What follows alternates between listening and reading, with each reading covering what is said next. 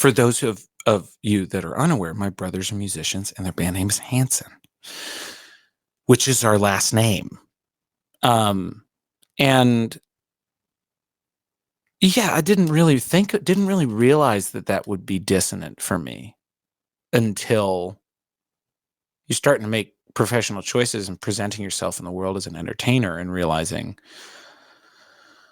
oh, that's not wholly yours, right? But I think there's a lot of Danish people in the world named Hanson, and that's mostly bullshit that I'm telling myself. Forgive the French, guys. It's a little early in the morning, sure. But if you haven't said quietly to yourself as you're sitting at the gas station, you're just, God damn it, mother. If you haven't said that this morning, I highly recommend just quietly humming to yourself a couple of expletives and seeing where it takes you. I'm really sorry if there are any kids in the car. Your brothers have been very supportive of you. Yeah. But growing up, was it rough for you because you're seeing them excel at something that you might have been a little too young to participate in at the time, and then something where you were kind of boxed out of for a while?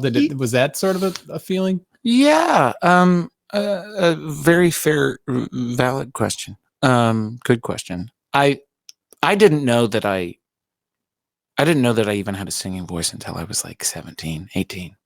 You know, it just wasn't something that was examined for me because it was such trod earth, you know, that was a path that had already been walked. So I didn't really feel anything but, I mean, definite pride in them. And the only part of me that felt excluded is the part of any younger sibling who wishes that they were with the older kids, you know? And I always wanted to be a performer. That's always been true, whether it was acting or just being an idiot, you know, doing Tommy Boy, grabbing my little sister's coat and fat guy, and, you know, for the roadies, you know, that's me as a child.